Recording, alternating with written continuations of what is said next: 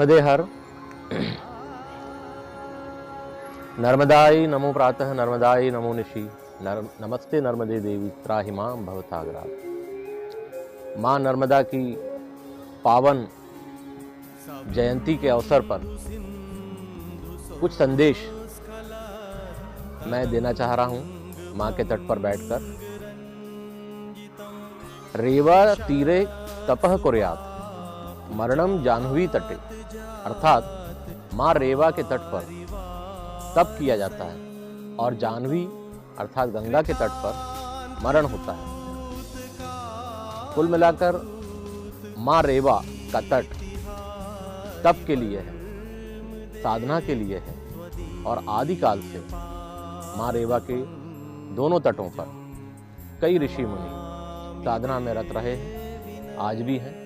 सूक्ष्म रूप से ऋषियों की साधना माँ नर्मदा के तट पर चलती रहती है।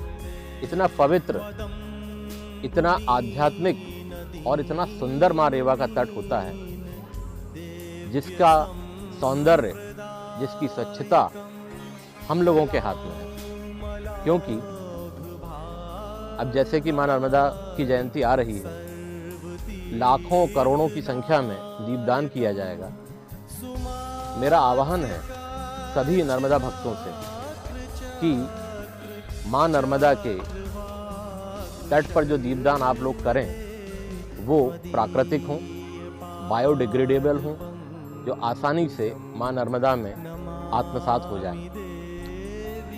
बहुत अच्छा एक तरीका है, हमारे पास दोने होते हैं। आप प्राकृतिक रूप से दोने बनाएं।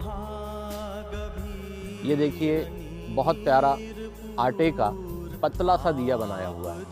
इस पत्ते के ऊपर इस दिए को रखें, कुछ पुष्प रखें, इसके अंदर बत्ती जलाएं और इस बत्ती को जलाकर आप माँ नर्मदा में प्रवाहित करें। ये जो आटे का दीपक है, ये दीपक जब माँ नर्मदा के अंदर डूबेगा तो ये मछलियों का भोजन बनेगा। राहु, केतु और शनि जैसे ग्रहों का दुष्प्रभाव मछलियों को दाना चुगाने से कम होता है, समाप्त होता है। तो इससे अच्छा उपाय नहीं हो सकता। और माँ नर्मदा में यदि हम प्लास्टिक के दोने, कागज के दोने या इस तरह का कोई भी प्रदूषण फैलाने वाला सामान यदि डालते हैं तो माँ नर्मदा उससे कभी भी प्रसन्न होने वाली नहीं है। प्राकृतिक सामान डालें और दीपदान बिल्कुल प्राकृतिक रूप से करें और माँ के प्रति अपनी श्रद्धा प्रदर्शित करें, क्योंकि माँ अपनी पीड़ा कभी अपने मुंह से नहीं कहेंगी आपसे, आपको ही उनकी पीड़ा समझना है। आपने देखा होगा लॉकडाउन में कितना स्वच्छ और पवित्र जल हो गया, क्योंकि मनुष्य थोड़ा सा माँ से दूर हो गया था। तो मनुष्य यदि माँ के तट पर आए भी तो अपना सर्वश्रेष्ठ दे, और सबसे बढ़िया ये है कि वो कम से कम सामग्री माँ नर्मदा में प्रवाहित करे और माँ नर्मदा को प्रदूषण से मुक्त रखे। नर्मदे हर। नमामि देवी नर्मदे। अलाक्ष लाक्ष किन्नराम रासुरादिपूजितं